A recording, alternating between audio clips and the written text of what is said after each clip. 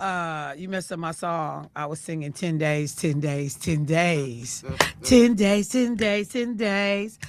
Y'all got 10 days to Christmas. Did you Is get it 10 today? days, 10 days. It's the 15th. did you 10 did you days, get 10 your days. international tree completed? The international tree is done because it was small. Okay. It's a small tree.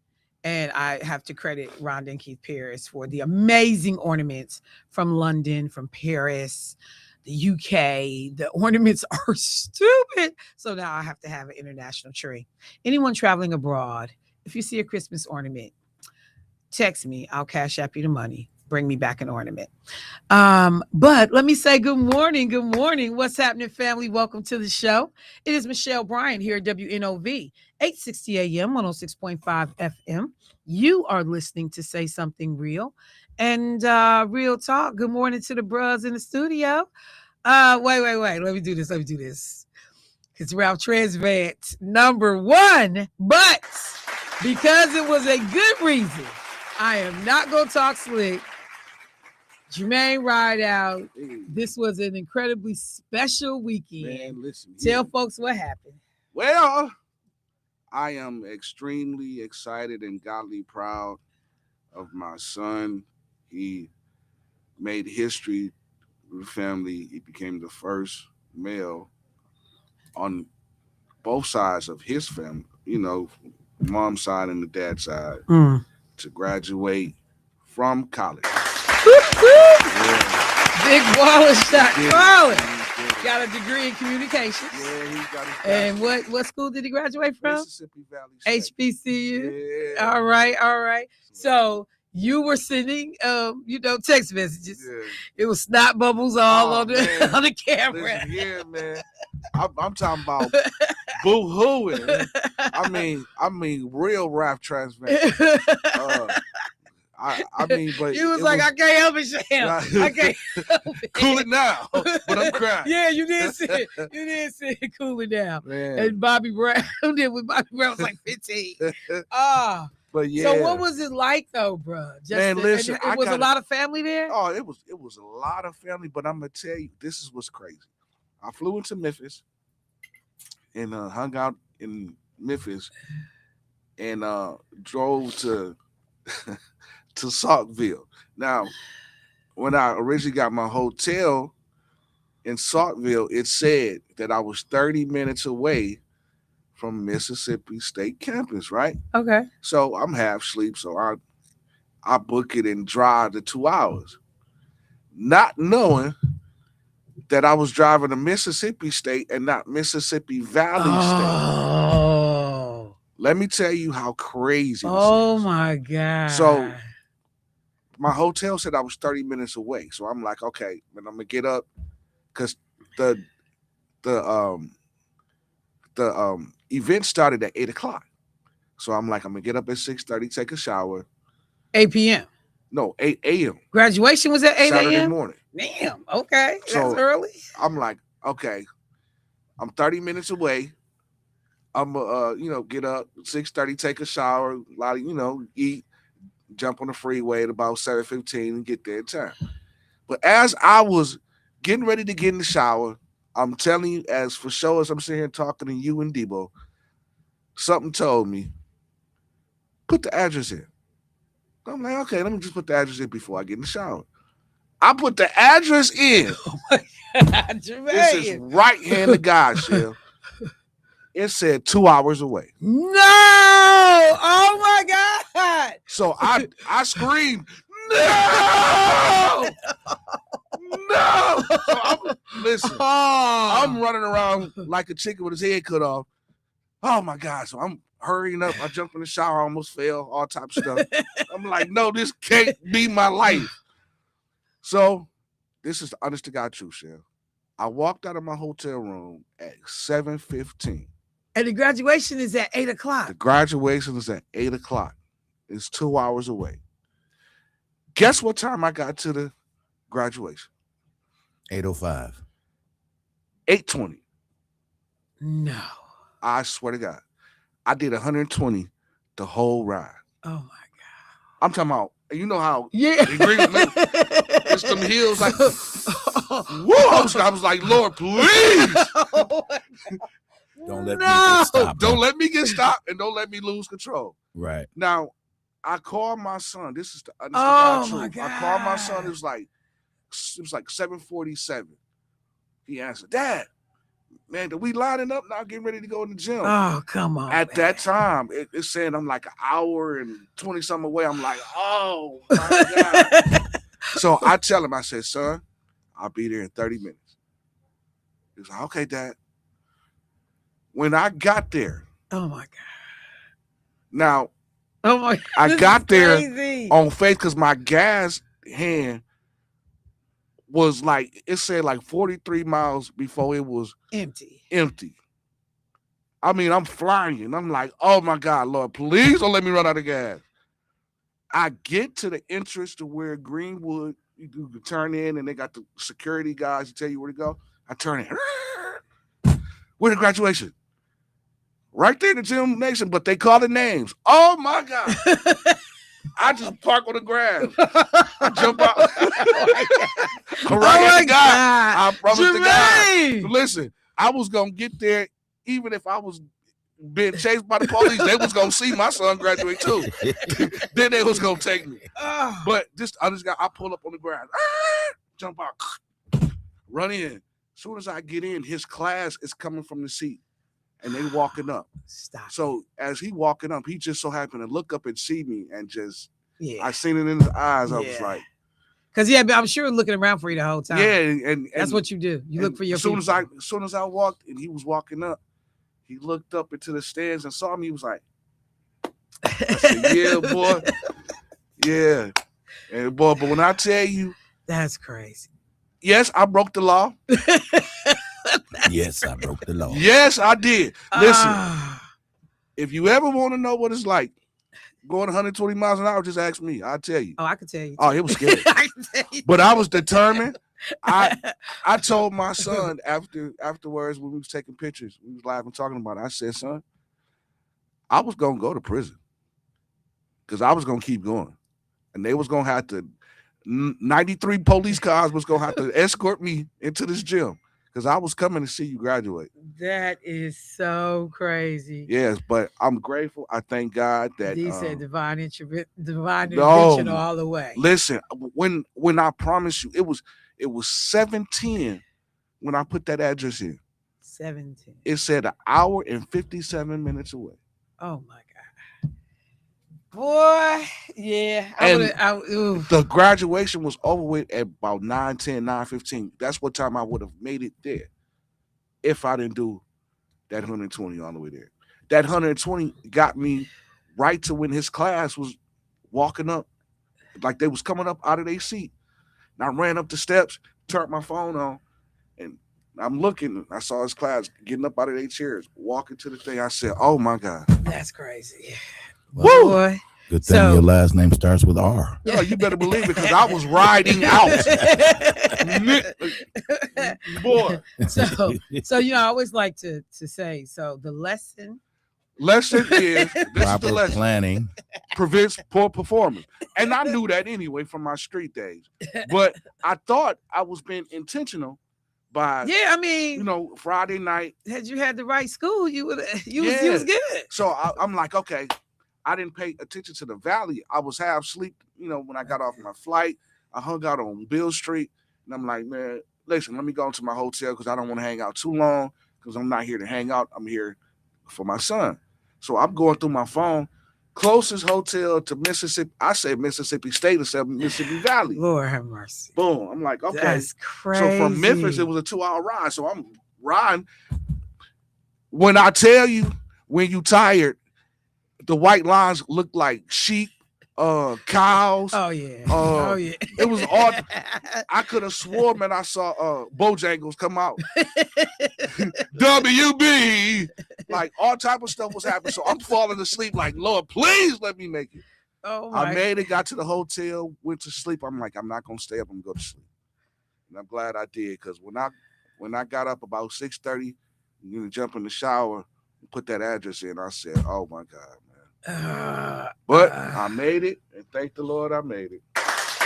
Well, I am so glad. Congratulations to your son. Yeah. And his name is? My namesake, Jermaine Rideout Jr. So as soon as they called his name, I was like, yeah, my namesake. But it was crazy because it was people that was calling his name that was like, Jermaine, it was like Rideout, but I'm so used to everybody calling me. You looking around. So I'm like, huh?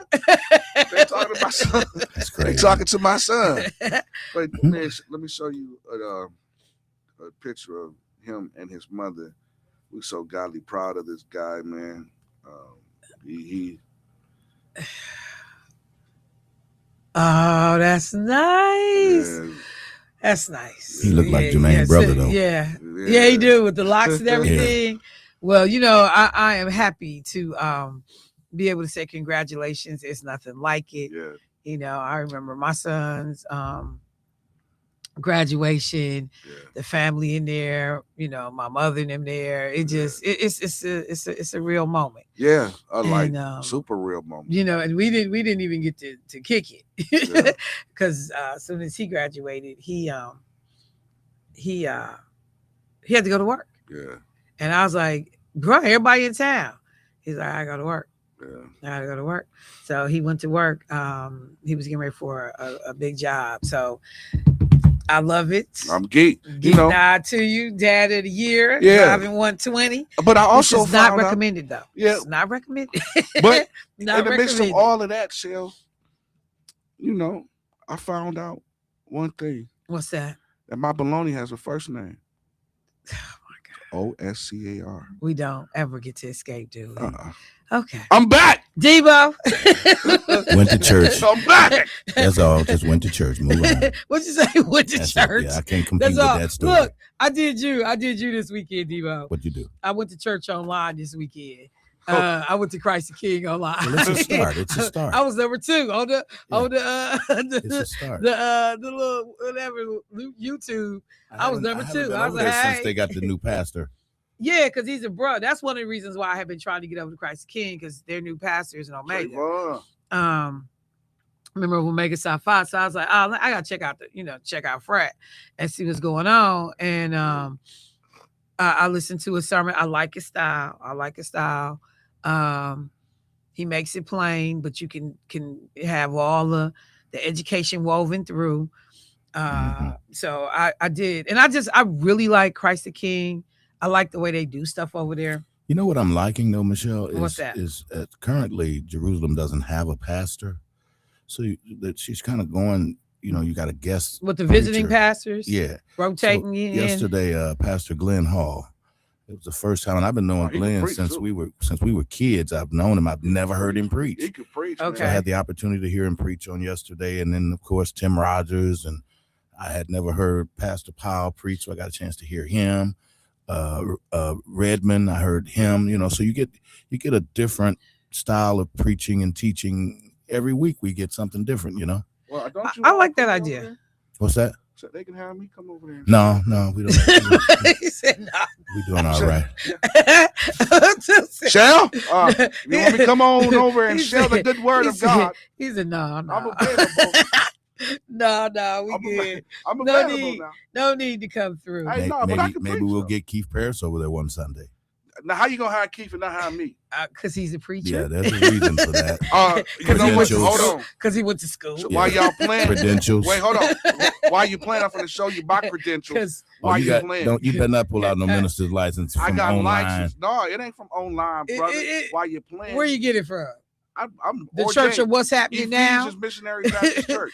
Ephesians. Yeah. Who gave you a? While you playing, I'm gonna show you. Ordained you to do why what? You go up under Bishop Daniels. Well, actually, because he knew you wouldn't. No. Ordained you to do what? Seriously. I had preached my first message. I ain't got time. 4 years. Hold on. It's been 4 years since you preached again. Hold on. I have time for this, man. Hold on. All right. I refuse. Watch this. Whenever you find it, show it to us. Yeah, we like to see. In the meantime, I'm moving on. Hold on.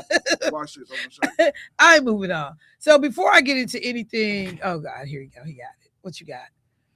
What did it say? Certificate of license. This is to certify Jermaine Rideout, who has given evidence that God has called him into the gospel ministry, licensed to preach the gospel Thank as you. he I may just don't have say nothing, brother. opportunity and to exercise his gifts in the work of the ministry by Ephesians Missionary Baptist Church. Lord have mercy. Yeah. 2019. Thank you. I just don't say nothing. And you ain't preached since. I have. I just don't say nothing. 2019. When the last time you preached? It was about 2 years ago. Here. I just don't say It nothing. take you that long to get a word from God? No, I just see. I'm just operating in my other talent, and my other talent is What'd playing. you say? It take No, that it don't long take me get 2 another years to get a talent? word from God. God can't. I got God a word. can't find. So again, Because he out here in these streets. again, if he you had want to to back it out. really hear, If you slow down and stop doing 120, you might get a word. No, he had to back it out. I'm at the back God out. keep looking for him at church. And God don't realize he had to You're back it out. playing worldly music on Saturday while you're playing. But Man. again, the Bible says, "Let your light shine amongst all men, and that they may see." Yeah. So Okay. it's all about how Okay, you. Mitch. No, seriously, Okay. it's all about how you carry yourself in a dark situation. You don't have to. Again, Join questionable. in with Again, everybody. questionable. Let me go. Let me go. I'm just Dark going to see. situation. I'm about to bust you out. Come Let me on go. with it. No, we gonna stay good. Let me go to the phone line. Hey, caller, what's happening? While you're playing, I'm licensed, brother. Hello. Hey, good morning, Michelle. Good morning. Good morning. Good morning to everyone in the studio. Good morning. Good morning, there, sir. This is Mr. Westmoreland. Mr. Rideout, Yes, sir. man, I felt like I was with you, man. You told that story so good. Listen, I had to take you on a journey with me because, boy, it was a journey. Hey, man, I would like to say congratulations, Thank man, you, to your sir. son. Thank you. Congratulations to you, man. Congratulations to your whole family. Thank you, sir. I'm so happy for you Yeah. because I'd be happy for good things happen to people, you know. Yeah. So Yeah. I just wanted to call in. and express that, man. But Man, man, thank the you. good Lord was with you, man. I ain't never been in no car doing 120, Doc. but I felt like I was in the car doing 120 this morning.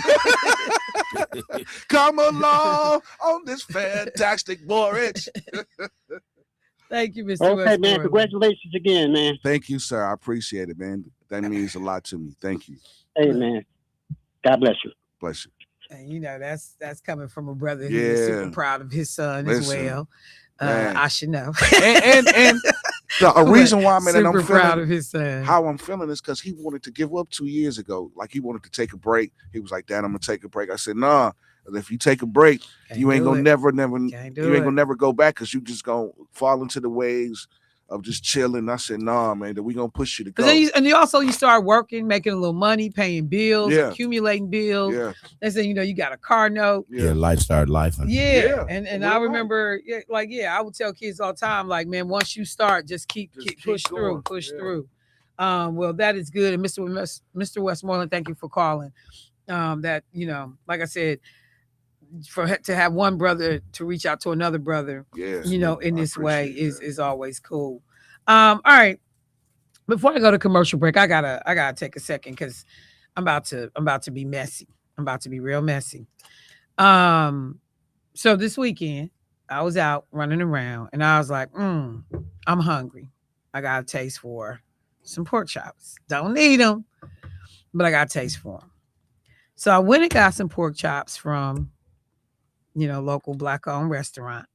And I've gotten them before, and I keep wondering, like, the dinner cost $17.99.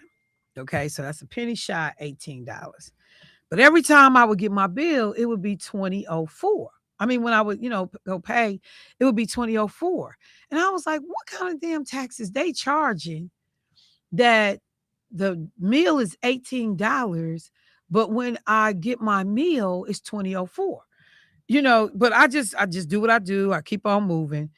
But it always was in the back of my mind, like, so I finally had a minute.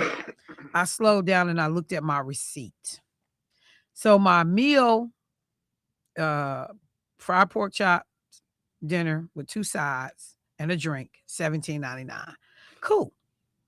I said the tax was $1.51.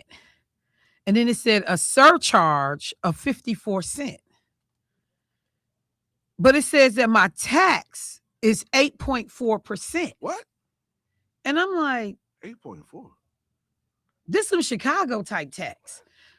8 in Milwaukee, the tax is 8.4%. And I'm like, our tax is like 6.5% or I think it's 5.6%. 5.6. I think it's 5.6%. And so I'm trying to figure out, like, how is this restaurant charging 8.4% on tax? And then what in the world are you putting a 54-cent surcharge on my meal for? I'm like, I'm not dining in your restaurant.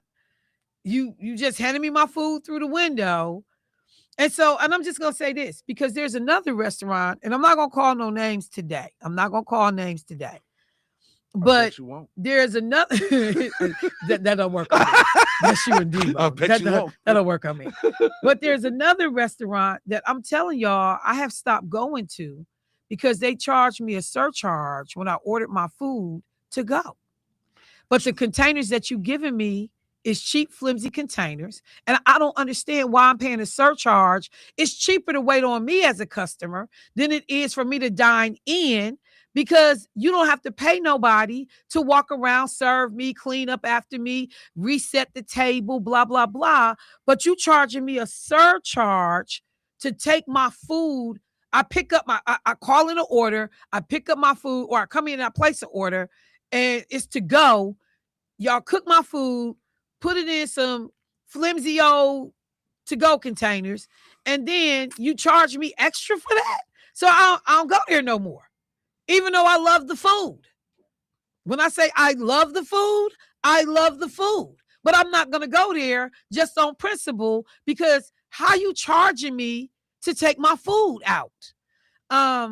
So let me ask you this. This right here, yeah, I'm not gonna be going back to this place because you can't you can't make me understand why I'm paying 8.4% sales tax and then you got a surcharge on here of 54 cents. I'm not messing with y'all. Yes. So, question: could that surcharge, that 54 cent, could that be because you was using your card? No, I pay cash. You pay cash. Okay, so that's out the question. Yeah, I'm like, no. So for the other part, is it that they was charging you because they was trying to get some type of gratuity? It doesn't say that. It says my sales tax is 8.4%.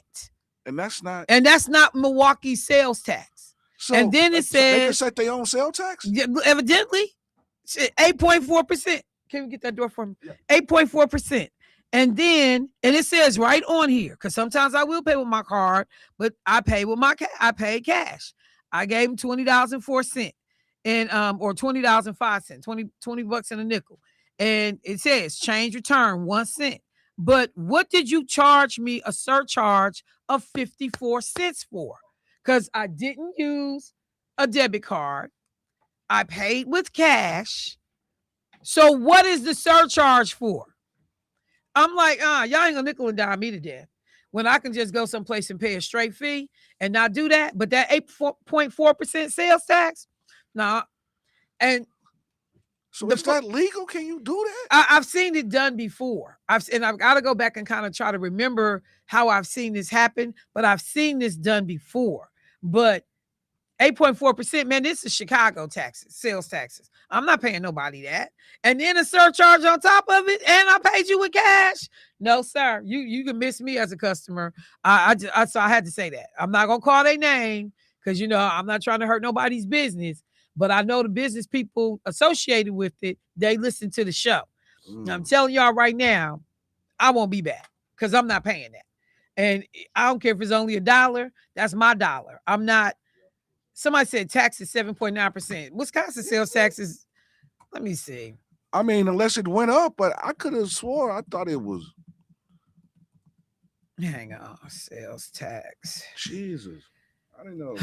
Let me look. Because, and that's the thing, too, because you buy stuff, you don't really pay attention. Yeah, you don't pay attention to it. So, so Wisconsin, they said Wisconsin's base sales tax is 5%. That's what I thought. But the total rate depends on location. Adding local, county, city taxes, making rates typically 5.5% 5% to 7.9%, with the city of Milwaukee at 7.9%. And this is 5% state, 0.9% county, and 2% city. And others have varying local additions. So you need to check for specifics. So yeah, look, I just tell you how long ago I paid attention about what our sales tax is, because I'm completely out of the loop. I didn't realize we was paying no damn 7.9%. Man. But you know, but even at 7.9%, they at 8.4%. And then again, you got a surcharge on there. I can't mess with you. Let me go to the phone line real quick. Hey, caller, what's happening? Hey, top of the I Good. turned my radio off. Okay. I had to turn it on. Top of the morning to all y'all. Same thing, bro. How you doing this morning? I'm jubilant. But you struck a nerve. You struck a nerve. I had to bring it up. Okay, what? Witness. Maybe, ooh. You know, I'm a Red Bull drinker. You feel me? I'm a Red Bull drinker. So they got the, you know, 4 12-ounce Red Bulls for $10. So, you know, they come out with this new Red Bull. It was apple and gingers. So I'm like, okay, I'm gonna try that. So it was charging me $3.89. So I'm like, ma'am, he's supposed to be four for $10. She's like, okay, I'll give the change back. So she gave me $1.20 back. I'm like, hold on, it's on the receipt. It's such and such. So she looked at, okay, gave me the rest of the change. I'm like, wait, is the store cheating me or is the computer cheating? But you got to watch your receipts in there. A couple of gas stations on the north side, on east side, Capitol. In the store, 9%. If I buy 15 blunts at $1.19, it ain't no way I should be paying no $19.75. Do the math. Right. I'll be getting angry, but I just get the receipt. So I won't be snapping. And one day I'm gonna have to sue them because something ain't right.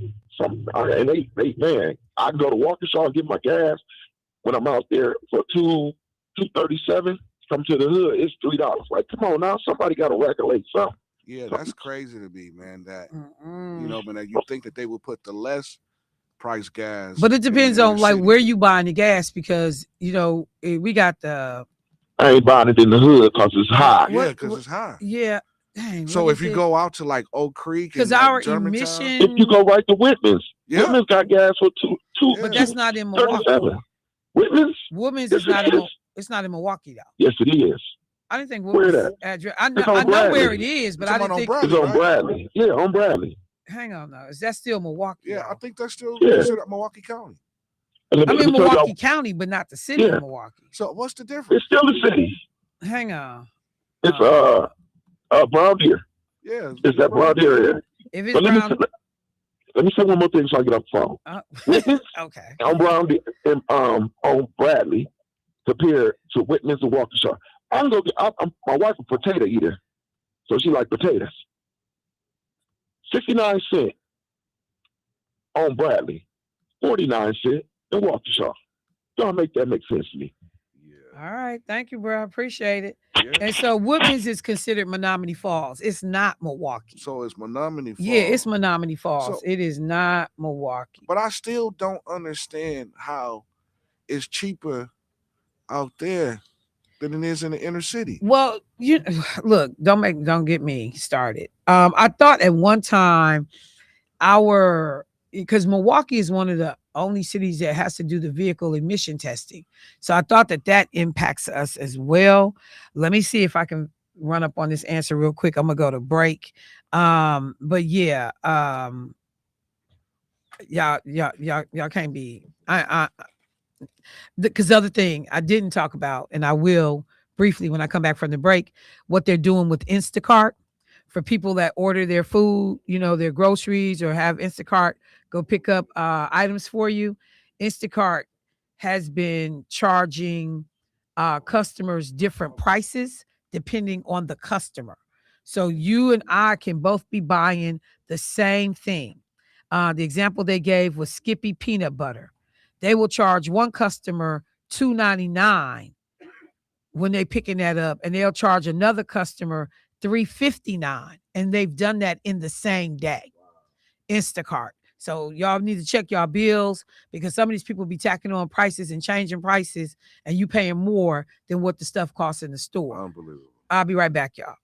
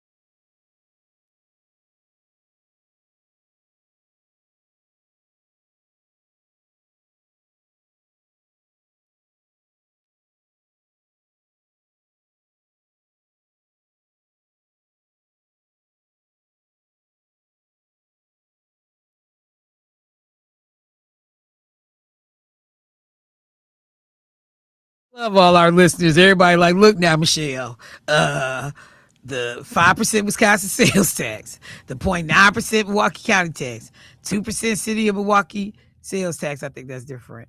And the 0.5% Wisconsin district. And then somebody said, this the stadium tax is permanent. See, that'll let y'all know that I don't pay attention to my receipts. I do not. Mhm. But all of that said, you still can't help me with that 54-cent surcharge. You can't help me with that. That's the container. Damn that. You can't help me with that. And you can't help me, like I said, the other restaurant, they literally had on there, they was charging me to take my food out. You can't charge me. So what, they want you to sit in there and eat so they can, like I said, it costs you more for me to sit in your restaurant and eat than it do for me to take the restaurant and go home. Take the food and go home. I can't do it with y'all. I can't, but yeah. And now that I don't have my Senate income, I pay attention to how much stuff costs now. Because before it's like whatever. So my question to you, Shell, before you move on, because I know you're about to move on. Go ahead. What's up? Whatever you ordered, was it succulent? Was it succulent? Yeah. It's inconsistent. And that is true. It's inconsistent. Yeah. And I've said that to people before. It's inconsistent. It's like a hidden, hit one is like it's 1,000%, and then that misses. It's never awful. It's never been awful. Right. But it's inconsistent. Yeah. And I knew I wasn't some tripping. of the sides are inconsistent. And somebody a little heavy-handed with the salt. Yeah. It's Does that typically mean different cooks? Yeah. And I'm just like, but it's so funny though, because in some places you go, the food tastes the same every time you go. Because they follow they follow the recipe. Yeah, Whatever the is the thing, that's what they follow. So I guess if you hire people who can read, that'll help too. Yeah. But all right, so let me just say this real quick about Instacart. The popular food delivery service Instacart has been using a shady algorithm that charges different prices to different customers on the same grocery items in the same supermarkets without telling them, according to this new study. At a Target store in North Canton, Ohio, the wildly popular grocery app charged the customer $2.99 for Skippy Creamy Peanut Butter one day in September, while another Instacart user that day paid as much as $3.59 for the same jar picked up from the same location, according to the study. At a Safeway supermarket in Seattle, shoppers using Instacart paid 5 different prices for the same Oscar Mayer deli turkey: $3.99, $4.31, $4.59, $4.69, and $4.89. So you almost had a 90-cent difference between the lowest and the highest price charged at the same location for the same product. A range that spanned a whopping 23% between the lowest and the highest markup. The same pattern emerged at Target and Safeway stores across 4 cities, which used 437 shoppers in this survey. Michelle, how are they determining? Was it by zip code or what? So was the difference? What they're saying is that Instacart is doing this thing that they call dynamic pricing. And it is a practice that was introduced more than 10 years ago by Uber and Lyft, hiking prices for rides during rainstorms, for example. So like when people talk about like peak time or in New York, they were talking about if you drove into the city during peak time, they would charge you more. So this it's a nickel and diming consumers type of situation. So airlines are known to hike prices when customers visit their sites at the same time. And I'm gonna tell y'all something. When I book my airline tickets, I book them late at night. Either late at night or on certain days. Yeah. Certain days. days. I think they said Tuesdays. Yeah, because Tuesdays and Thursdays. that algorithm, like It's crazy. and I know even, and that's the other thing, like if I'm looking for a flight to go somewhere, put an alert on your phone that just tells you when that price drops versus keep going back in and checking the price. Because every time you go back in and check that price, the airline is picking up like, oh, there's something happening. There's some a demand interest here. for it. Yeah, demand changes and they end up, jacking up the price. So that's what this is, that they are looking at this surveillance prices. They watching what we're doing and then charging us based on that activity. Even fast food junkies claim to have spotted fluctuating prices on burger menus that are increasingly displayed on video screens. So this consumer advocacy group is called Groundwork, said Instacart's pricing algorithm could lead shoppers to spending an extra $1,200 a year on groceries because of the way they adjust these prices depending on what's going on that day.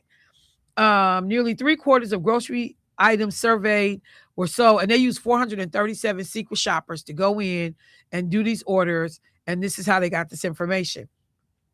At least 75% of the 437 shoppers were sold the same product at different prices on Instacart throughout the course of the days that they were shopping. In response, Instacart said the price tests, is what they're calling them, are never based on the personal or behavioral characteristics of shoppers. It says the prices were never dynamic, meaning that they never change in real time, although the study found they changed widely depending on who was shopping. The study found no evidence that Instacart was using personal information, but said it is almost certain that Instacart and other retailers have the ability to base prices on demographics like age and household income, as well as whether they are new or returning customers. So just so people know, I am getting to a point, like I am somebody, I'll order my stuff frequently. I got like running standing orders, and every 2 weeks or every week and a half, this needs to be refilled, blah, blah, blah. But I did start paying attention to the pricing and the additional fees. And I'm like, you know what? This is costing me more money than if I just went in the store and got it myself. And so there are some times when I'm super busy that it is convenient for me to have somebody go in the store and go pick up my stuff, or, to have my stuff delivered at home. But the one thing I said is, I just literally said this before I saw the Instacart story. I'm gonna start taking my butt back to the store myself. Because on certain things, I don't let shoppers pick up. You can't pick up my produce. You can't pick up my meat. I don't see how the box stuff, the canned stuff, the stuff that you can't mess up and pick the wrong thing. I will order those things. My laundry detergent, toilet paper, but my food, fresh produce, apples, bananas, greens, all that kind of stuff. No, I go get that myself. All right, got a caller. Let's get them in. Hey, caller, what's happening? Good morning. Good morning. I don't know who Instacart is. I kind of do, but I called earlier. If you go in the store, I missed some of the program, but okay. If you go in the store, especially Pick and Save, and they bring up the stuff wrong, don't fool with the people at the counter. Call corporate. Let them know what happened. Let them know what's on your receipt. They won't only refund your money that they messed you up over. They'll give you some extra cash to use. I've done it over and over. And these stores, like these gas stations, like the brother was talking about, ringing up stuff and then give you 25 cents thinking that's going to, make everything right. Call Miss Michelle. Call Wisconsin Department of Consumer Protection in Madison. Absolutely. Let them know what's going on. And you might not even have to do that if you say, you know what, I'm calling Channel 6. They may empty the cash register out for you. Because I just wanted to say this real brief. I put in a blower motor on my van a few years ago. And the auto parts place kept telling me, you're doing it wrong. You're doing it wrong. I said, no, I'm doing it exactly how you're telling me. 30 days went by. Turned out they gave me the wrong part. Gave them my receipt, gave them that raggedy thing back, and they said, no, it's been more than 30 days, so we're not crediting you. What? I said, yes, you are. And if you don't, I'm calling Channel 6 right away. He said, here's your money. I said, I know it. So, we're busy and stressed and all of that, but watch your receipts and just remember, corporate for Pick and Save. Don't go to that customer service counter. And it's posted on the self-checkout, because that's the only one I use, that if it rings up wrong, they will refund the difference, and your item may be free depending on how much the difference is. Right. Absolutely. But don't fool with them. I love you, community, WNOV. You all are the best. And thank you so much for that information. Good You're welcome. reminders for what we look. Somebody said she ain't lying. Yeah. Stuff that we sometimes Yeah. forget or didn't know. Because Yes. you think I have a complaint, I immediately register it with the store versus picking up and calling corporate. I know I call corporate McDonald's all the time. I'm done dealing with the store. I don't even deal with the stores anymore. So yes, ma'am. Thank you so much for that information. Okay, I'll be listening. Bye-bye. All right, thank you. I appreciate it. All right, family. We got another caller. I'll get them in real quick. Hey, caller, what's happening?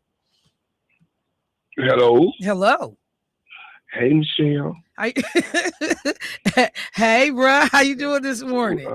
All is well. Calling from Nashville, Tennessee. My man. All right now. All right. Hey, the first thing, congratulations, Mr. Rideout. Thank to you. Junior. Thank you. Hey, he done started a different trend from no graduation to somebody graduating. Yeah, so, man. Yeah. So the cousins and the little brothers and the sisters got something to look up to now. That part, bro. That part. Right. So listen. I was just sitting here listening to Michelle talk about that, and as a matter of fact, I just want to. It's 17 degrees here in Nashville, so y'all done curse us with y'all weather. Yeah, that sounds crazy.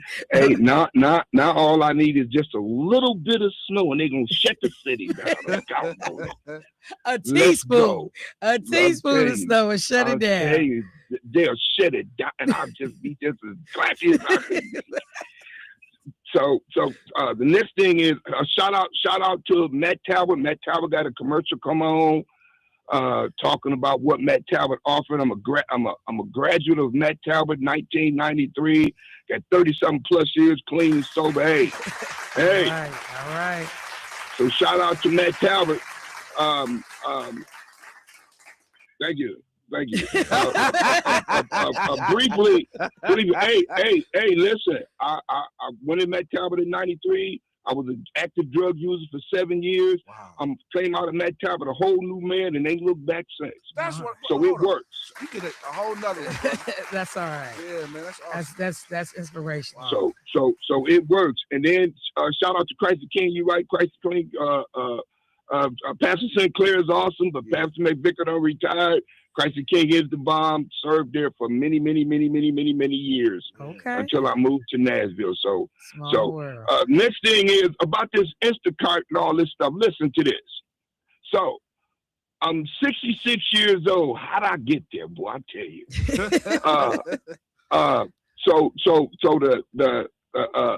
This is what they told me when I was growing up. They said, "Don't get in anybody's car. I said that.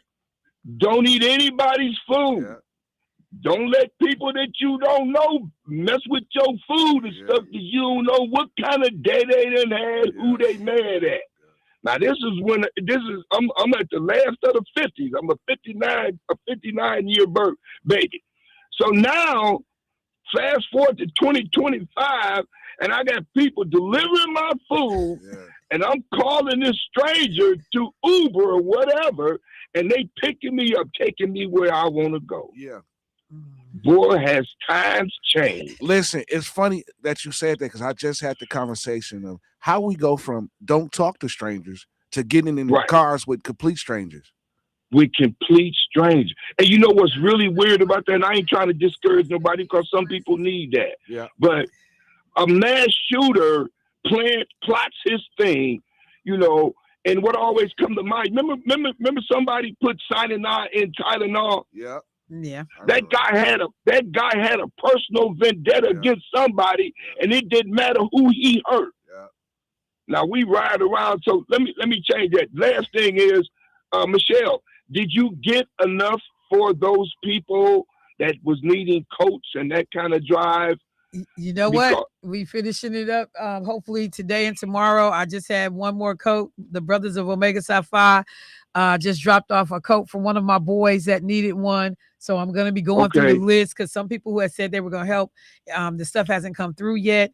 And now I'm working on a short deadline. So yes, sir. I think we're going to be there, but I'll know better when I get off the air today. Okay, because I go through God bless him, man. I love this dude. I established a relationship with KJM because he would need something and he would text me, hey, bro, Ron, can you help me do this? And I missed that. Okay. And I haven't made a contribution since his untimely death. So I need an outlet to be able to still feed the people in Milwaukee and do my contribution to the city that I was born and raised in. That's you know what I'm saying? I appreciate it. I need a number, or I need somebody that I could, because I would just cash app him. Right. So I need an outlet so I can get to somebody, so I can do my part, because I've been blessed and I definitely want to do my part. Well, I'll tell you what, I'm going to have Jermaine give you my phone number, because I'll get you connected also to Vaughn Mays, because that brother does so much for and so I read many people. about him, yes. Yep. So, they're, and I'm just going, the people I mess with. Okay. But yeah, bro, I'll have Jermaine give you my phone number. And, I'll do that. Then you can shoot me a text, but I'll let you know if I'm not there. But right now we got a number of people who have made commitments, so we trying to get there. Because when I say this weather ain't nothing to play with, you said 17 down there. My car was showing negative like 16 Saturday, but they told me it got to 8. I don't believe it, but they said that the high was 8 degrees here on Saturday. So we can't play with these kids not having what they need. And that's for sure. And then I'm taking up another time, but I got 2 more things. Okay. You gotta be careful giving me your phone number, Michelle, because I remember the first time I heard you when you had your show, and I gotta get in. I gotta see who this strong personality is. And I think it was Milk Duds. I said, "What's your favorite candy?" And I think you said Milk Duds, and I made a special run to get up to the building and bring you some Milk Duds. So you be careful about that. And then Debo said something that just had me laughing when Rideout said he ain't preached in 2 years. And Debo hit him with a low blow, Jack. It was cold, too. Debo said, man, it take you that long for him to get a word. Hey, Debo, you was on your money then. All right. Thank you. Hey, you heard me say it was a low blow. I am pleased. And it was smooth too. You please too. I got my laugh for the morning. And the last thing is, I grew up on 26 in Capitol. To the 26 in Capitol, Melvina, Vienna, and Nash. Man, I love y'all, man. I miss y'all, man. And God bless y'all. Shout out to Louise Howell, my mother. Y'all have a great day. All right, Nashville. Thank you, bro. Appreciate you. You hung up. Nashville. That's okay. I'll get my phone number out in a moment. Give him time. So let me just say this real quick, because your brother brought up, ride sharing services, Uber, Lyft. I don't know how many of y'all saw that crazy story about this woman called for a ride for her daughter. Yeah. And it was on Wayo, which is the driverless car service. So this was in LA, because they have the driverless cars, taxis. Okay, yeah. So she called for a service for her daughter. There was a man in the trunk. He had gotten in. So when the car dropped off the rider before this woman got the car, as that rider exited the car, this other guy jumped in the back of the trunk of that car. And so when this woman called, so it says police are looking into how a man ended up inside the trunk of a driverless Waymo. I said Waymo in the Westlake district, surprising a mom and her daughter. Incident was captured in a TikTok video and shows the driverless Waymo pull up to the curb when the door opens and a man is already inside, tucked behind the back seat in the trunk area. What? The woman quickly pulls her daughter away, keeps recording, and later says she canceled the ride, called 911. The LA Police Department officers are then seen detaining the man on the sidewalk. Waymo says it's committed to keep the driver safe, whatever. But yeah, they said that the car had picked up one person, dropped that fare off, and in the time between that person jumping out of the car, this man saw it and jumped in the car and got over in the back seat in the trunk. And then this child, because it's some people, they'll put they teenage kid you need to go to band practice, you need to go to the music lesson, Right. you need to get to school, and they'll call for the service. So with that particular car, that now I don't know how true it is, but is it true that once you get in, it don't unlock until you get to your destination? I don't know how all of them work. I know I've heard some complaints about the Yeah. cars locking and not letting you out Yeah. because there's been some people, either it was an auto That was accident going in or yeah, circles. and so that they've had some of these difficulties. But that whole piece about making sure you just are conscientious about what you're doing and that mother was on top of it, because sometimes your mama just send you out. Yeah. Okay, the car's here, go on. I know, like when Khalil and Cameron, the boys from Memphis, when the boys are in town, they did camp for Black Arts MKE. I'm already at the radio station. Lakeisha's already on her way to work.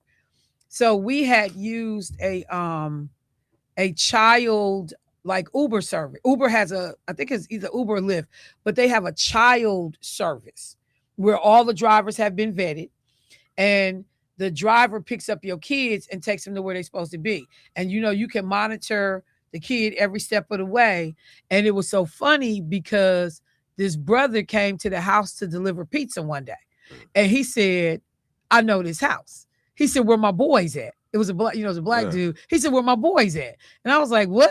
He said, "I picked up my two boys to take them to camp every morning. I was their personal driver." Wow. And I was like, "What?" And so I told, and the boys were still here. Yeah. And I told the boys, I said, "Y'all come to the door." And they was like, "Yeah." And they was like, "That's."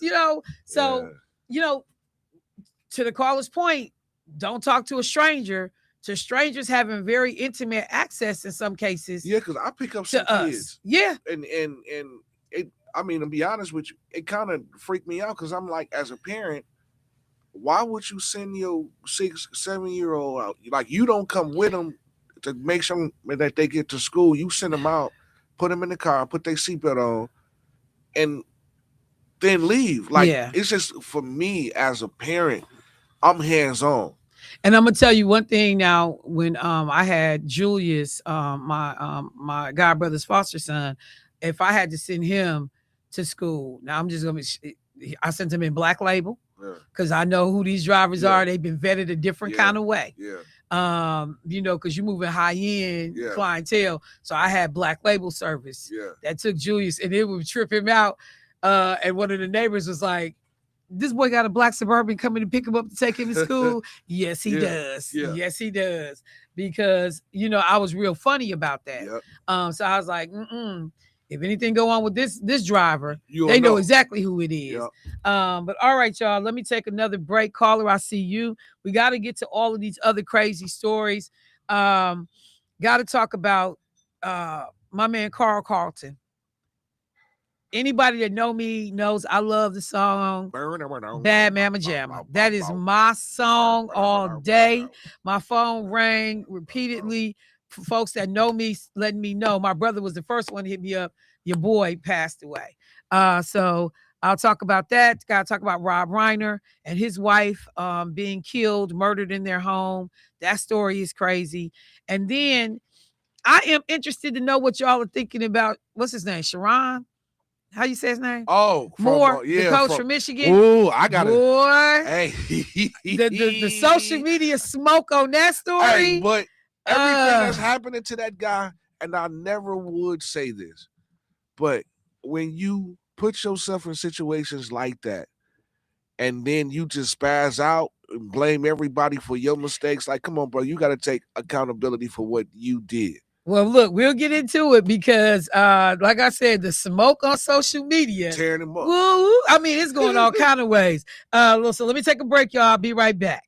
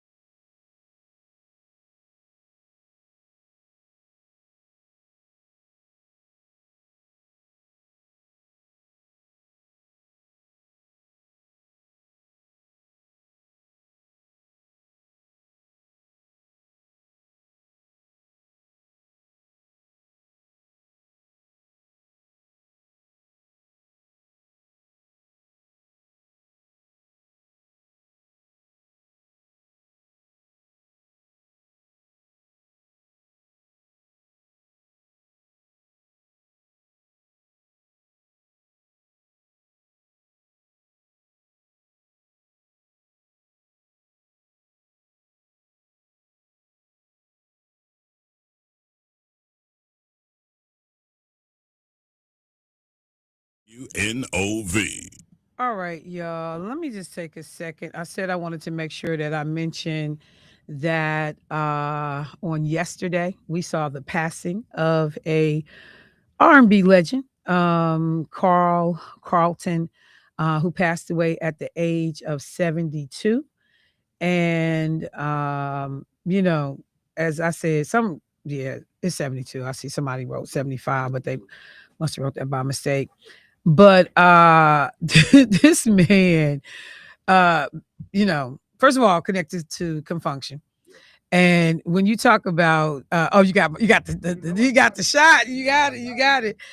Can we get just a little bit of that, please? But one of my favorite songs of all times, in relationship to when I think about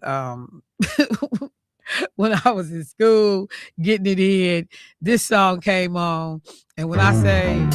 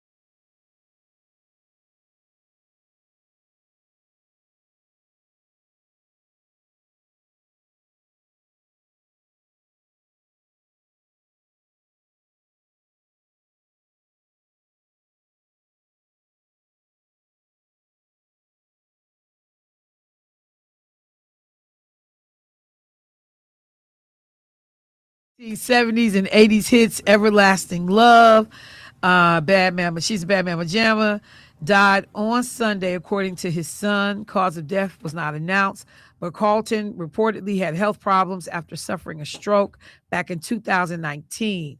His son posted, RIP Dad. Uh, his son was a junior. Long, hard fight in life, and you will be missed. Always love you. He was a native of Detroit who first started performing in the 60s as Little Carl Carlton.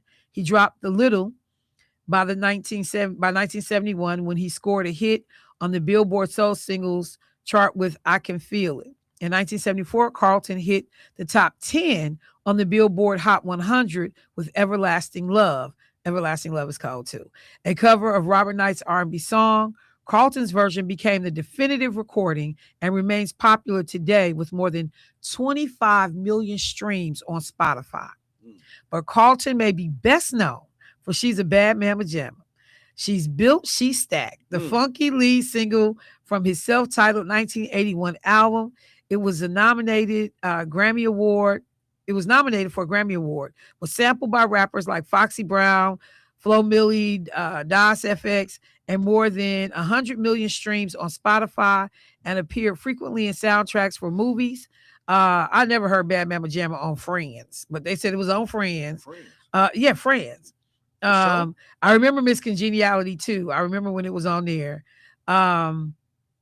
Performed regularly for decades, released only 2 albums. after 1985, which one was a gospel album in 2010 entitled God is Good. So, with a lot of people in the community who grew up to this music, who listened to this music, I joined so many people in just saying that this brother contributed. His sound was unique. He'll be missed.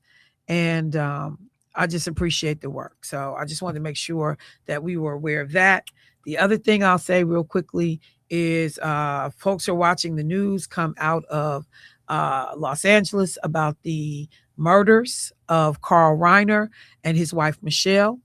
Carl Reiner was 78. His wife was 68. And that was his second wife. He had a child with Penny Marshall. Penny Marshall was Laverne from Laverne and Shirley. His oldest son is from that union. And I can't get his name out now. Rob Reiner, a lot of people knew him from All in the Family. He was the son-in-law. Well, Rob Reiner was his dad, right?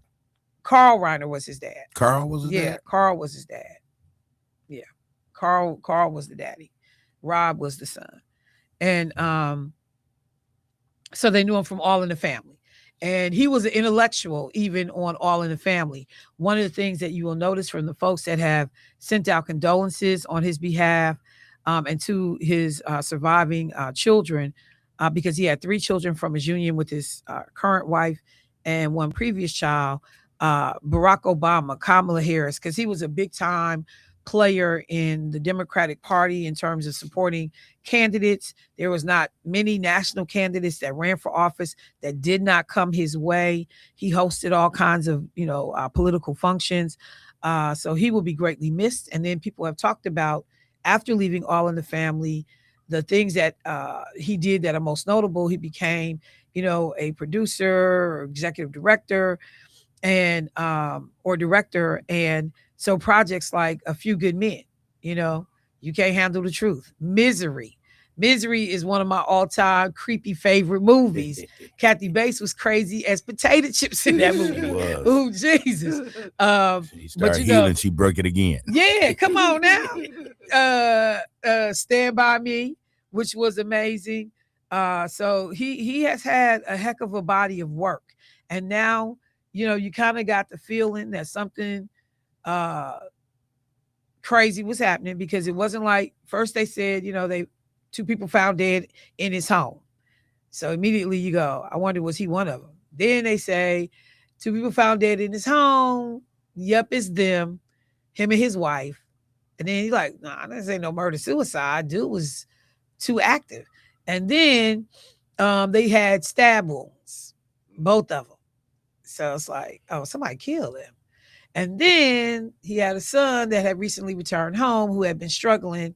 So now there's not this whole the active search, active investigation. Like, you're not hearing the right words if this was somebody potentially not connected to the family.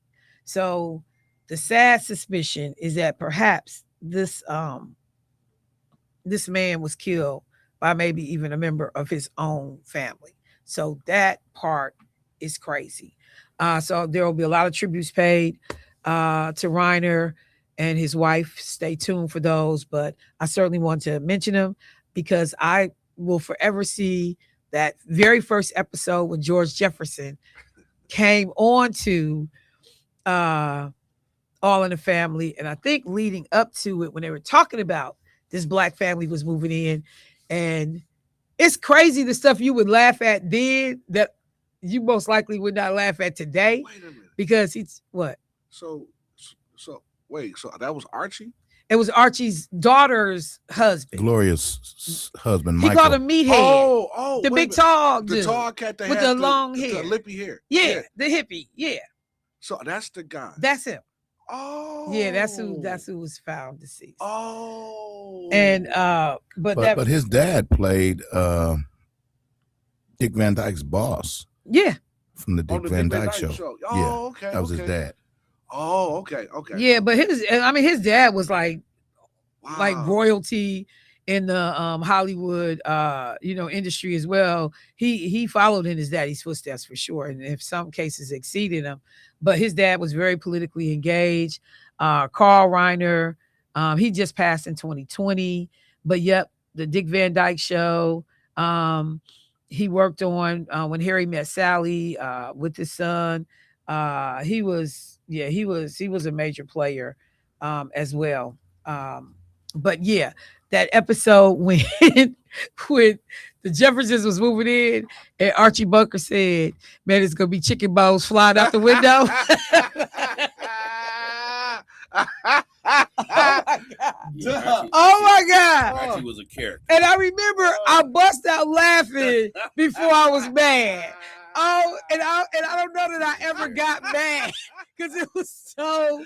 No, that's funny. It was bad. That's He funny. did though. He told Edith. He said it's gonna be all kinds of damn chicken bones flying out the window.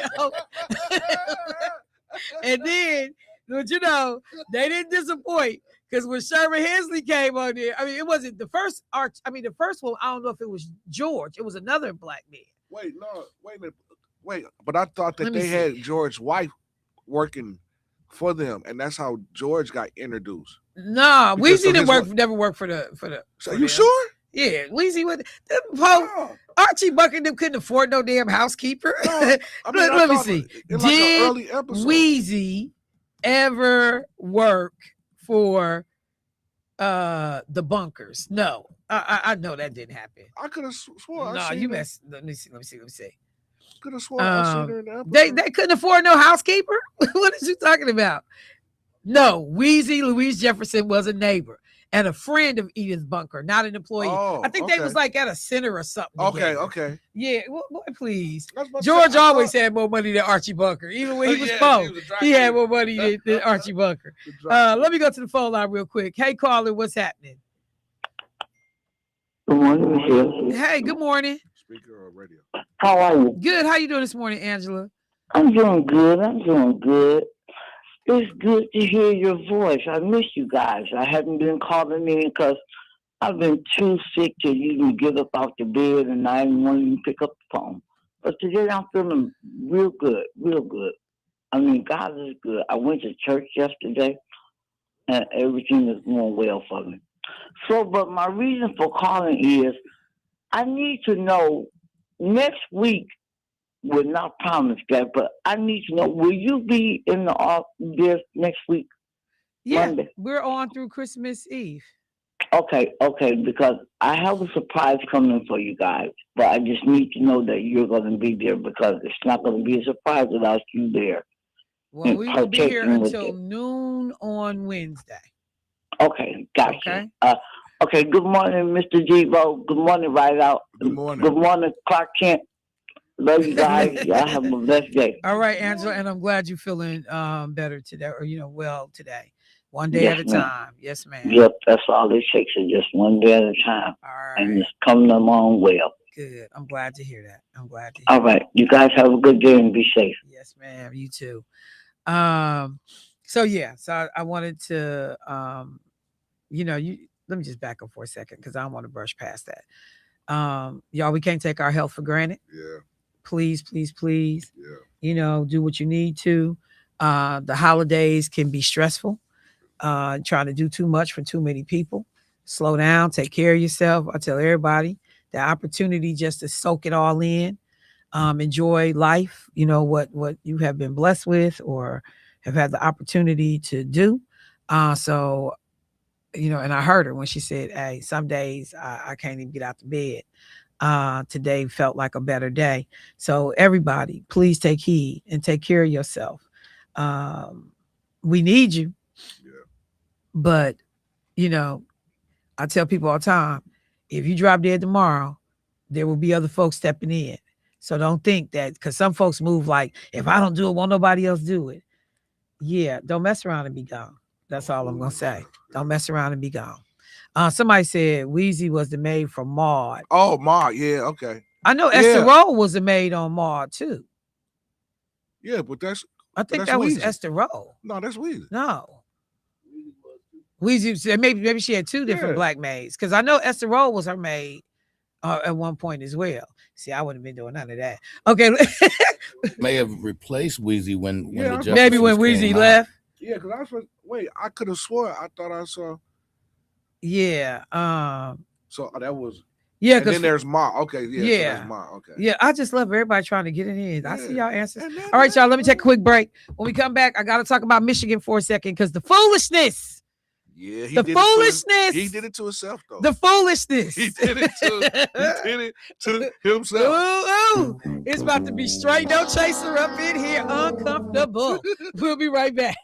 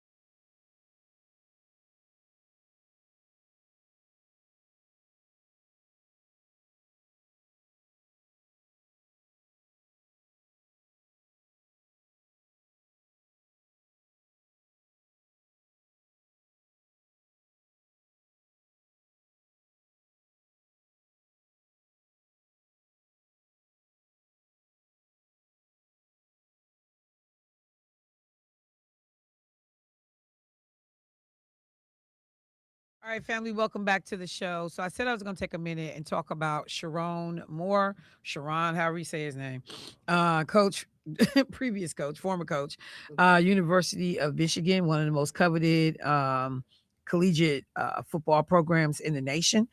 And he was the first African American man, black man, to get that job, and has lost it in spectacular fashion. After months of what school, officials, those in the know, said that there was something going on. He had, and Moore is married, wife, 3 kids. In fact, wife just had a baby. Wow. Just had a baby. And so uh, he was having an affair with an assistant that worked for him in the athletic department. There was talk that he had given her a raise from $50,000 to $90,000. Um, and for the purposes of the discussion, particularly what was happening on social media yesterday, Sharon Moore is African American. His wife is white. The woman that he had the affair with is white. And race became an underlying conversation, as a part of the discussion. Uh, it was interesting to see how things were talked about. One of the things, though, that many people are saying is that it exposed a bigger problem in football, particularly at the Michigan program, because a lot of people knew he was messing with the subordinate, and people were trying to figure out how to help him cover up what he was doing. So people had told him to fire her, and he did. And it sounds like she got pissed off, got upset, and she was like, "Well, I'm telling it all." And so then he ends up getting taken out. So he gets fired, I think, like 3:30 that afternoon. He rushes straight to her house. So they said he was there by like 4:10, and forces his way, gets into the house, but through an area in which he, commonly evidently had. That's how he would go see her. Yeah. And then, though, this is the thing that gets me, because they don't indicate that he ever put his hands on her. That he grabbed butter knives, which lets you know this Negro wasn't trying to kill himself. He grabbed butter knives out of the drawer to about, my blood is on your hands. Right. He was going to kill himself. I'm going to make you watch, and my blood is on your hands. Negro, you was not about to kill yourself with butter knives. Especially with a butter knife. Let's just and some scissors. Start spreading the news. Exactly. Yeah. Like, let's just be honest. You wasn't about to kill yourself with butter knives and scissors. But, by the time they get done telling it, she was scared for her life and blah, blah. I was like, everything I'm hearing, it doesn't sound like the brother was trying to threaten you. Right. But that being neither here nor there, well, at least in terms of the felonies and the felony charge and the 2 misdemeanors, he made it worse. But he's been making bad decisions all along the way. And so there was a segment of, sisters who basically was like, that's what you get. That's what you get. Y'all brothers like playing in the snow. That's what, I'm just paraphrasing, telling y'all what they were saying on social media. Y'all brothers like playing in the snow bunnies, as they call white women. That's what your blank get. Like black women didn't have no remorse. I mean, no, not remorse. No compassion, no empathy, nothing. And there's one black lady, she said, what do we tell all of our sons and brothers when they get ready to enter into collegiate sports and professional sports? Leave them white girls alone. And I like, so that was like the overwhelming thing. So somebody else, I think on The Root, on their website, they wrote about it and they said, look, y'all, race don't really have nothing to do with it. Like, dude just was dumb. And whether it was black women he messed with or white women he messed with, let's just basically concede. I'm paraphrasing, but let's just basically concede. This is all his fault. This is all his responsibility. And it's true. I concur. But the one thing I did say, I even posted on social media myself yesterday or Saturday, and I said, it's a whole lot of smoke coming his way.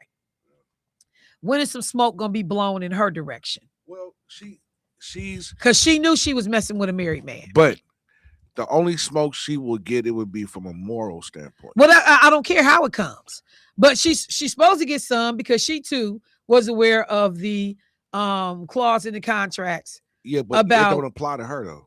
Why not? Because she's not. She's messing with her superior. Yeah, but he may have had it's a morality the protection clause of the complexion. I mean, all of that. Look, I'm not talking about the semantics of it all. I'm talking about the legality of it. But that's why, though. Most companies and corporations, particularly at that level, they have, and I can't think of the word right now. I almost said it. But they have clauses that everybody understands.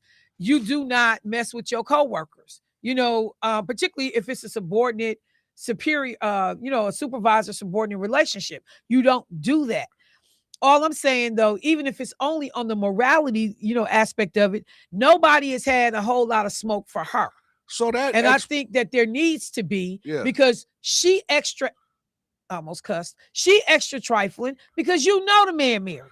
So and you messing with him and doing your thing, and then you get mad when he get broke off, and then now you want to cry, poor victim white girl. Like, I don't have time for it. I don't have time for it.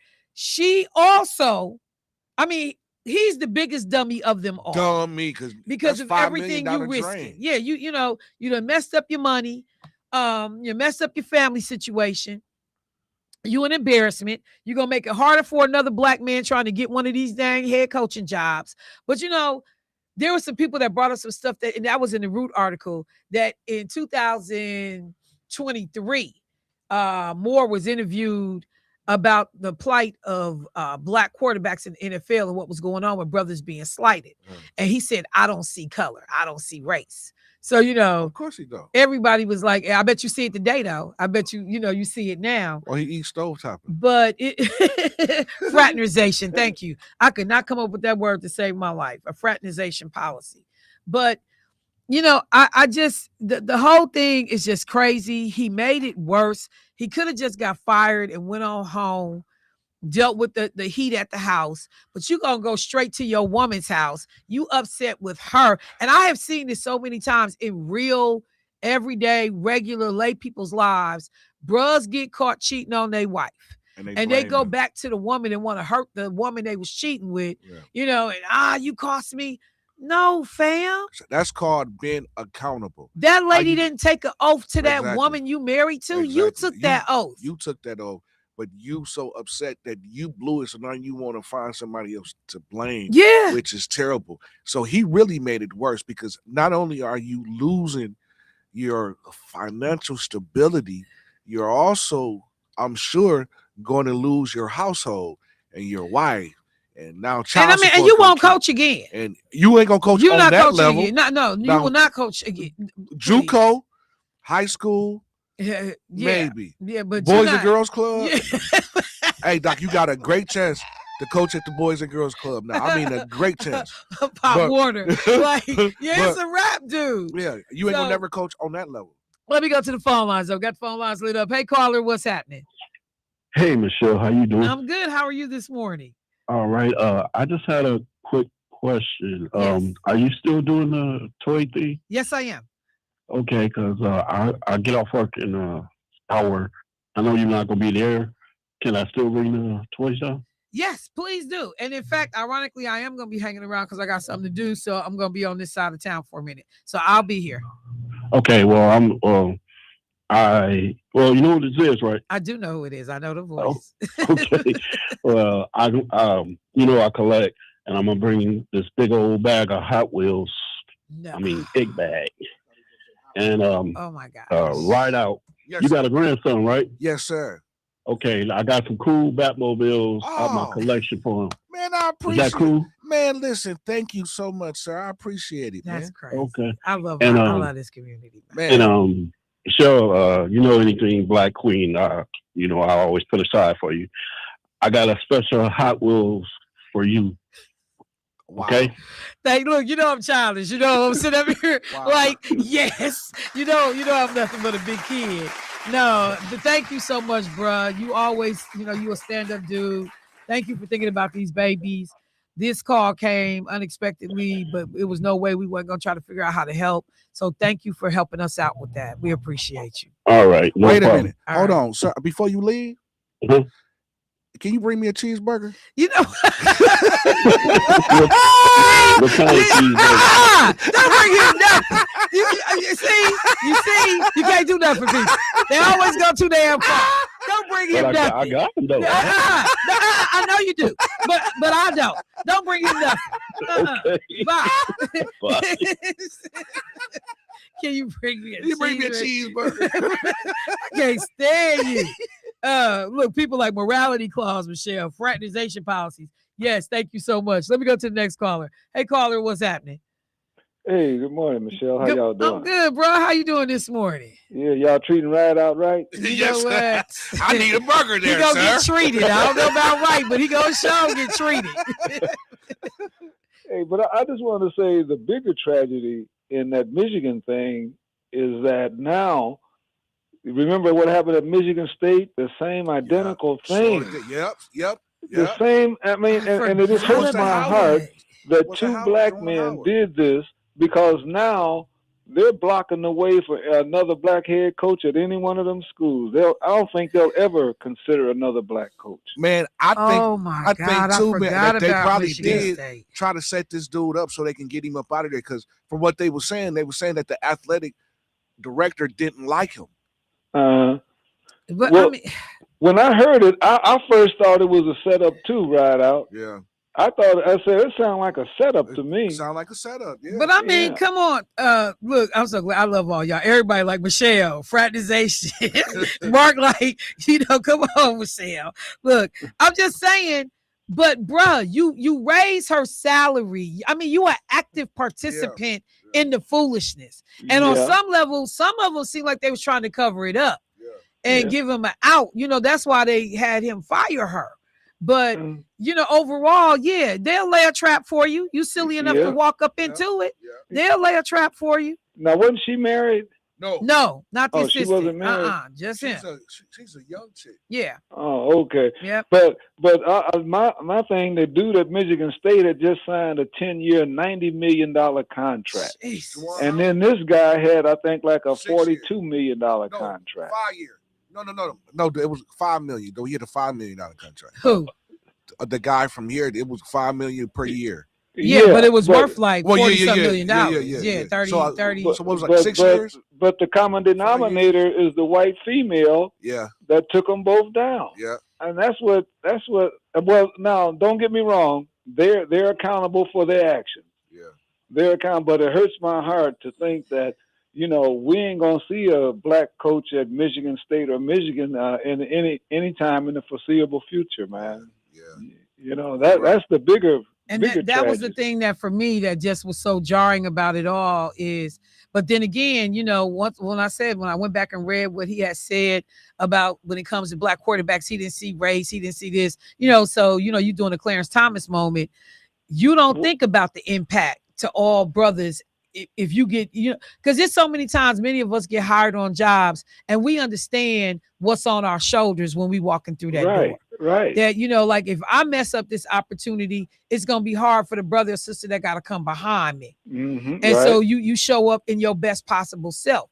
This dude is not connecting himself to the black community in that way. Yeah.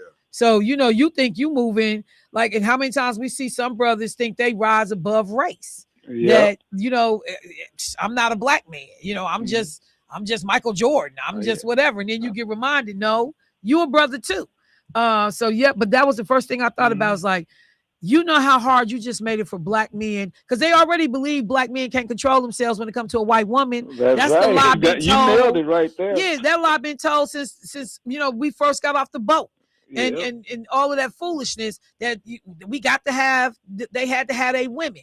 And so, we can't hire you black men and come up here and you can't control your sexual, whatever. But so he just made it so much harder for brothers trying to move up through the ranks. So yes, sir, I agree with you 100%. Y'all have a good one. All right, now appreciate it. Yeah, I was hot with him. I was hot with him. I was like, this is madness, but I do, I am frustrated that she is not being scrutinized really at all. She's being given a pass on her nonsense. Well, do you think it's more of a pass, or do you think that right now, since he was the I mean, he's the star of the story. Yeah, see what Make I'm no saying? mistake. Yeah. You know, but I'm always about parity and equity and paying attention to how things get discussed and talked about. And I just think that it's very, very interesting with all of the berating and the bashing, and not saying that it's not well deserved because he put himself in this situation. Yeah. But I just find it interesting that you've heard very little about her Yeah. when when you begin to hear some of these other little details that's filtering out, like this was very vindictive. I don't, I just wish that we would be so much smarter, that we would be so much smarter. But these are individual choices. Again, I think that to some degree, this brother didn't see himself necessarily, maybe as a brother. He didn't see himself as somebody who understood the historic significance of what you are about to do. But I'm telling you, there are so many times I walked into situations when I know I've been the first or one of only a handful of Black folks that have had certain roles and opportunities. And therefore, I show up in a way that makes it easier for you to consider the next Black person, because the work is going to be above reproach. The work ethic, everything that I do, it's going to outshine whatever y'all got going on up in here, because that next hire, it's going to be easier to hire somebody Black behind me because you've already seen, somebody said another OJ. Yeah. Yeah. Another OJ. But you're going to see in me what you can see in other Black employees. And so the brother just made it outrageously difficult for the next brother and sisters that try to get some of these roles to be able to move around. So what you just said, and it made me think of that Jay-Z song, Still Nigga. Yeah. And it talks about exactly what's going on. Like the whole thing of, like, you think somebody, hey, I'm OJ, okay, but you still. Yeah, at the end of the day. So you can it act white. Back, you Keith, can talk must white. It always come back to slavery? Yeah. It does. Must it always come back to race? It does. It does. Yeah. Let me throw this in here real quick because I only got a few minutes left on the show. And somebody said, this is the 5th scandal since 2022. The entire program will be reviewed. I know they said that was going to happen. The athletic director will be let go soon. This also happened under his watch. So yeah, and right.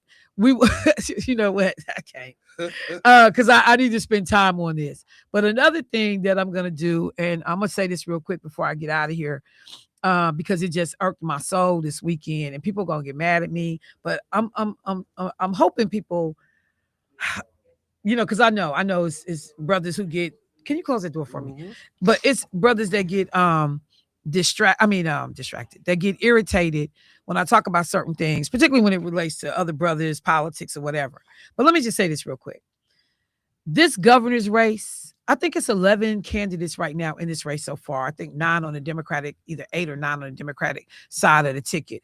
Joe Brennan getting into this race has the potential to be a real problem on some level, because 2 candidates are Black, all on the Democratic side of the ticket. All the rest of them are white, okay? Joe Brennan, well-connected to corporate America, got family members, in-laws that have the ability to help quickly raise dollars and funds, okay?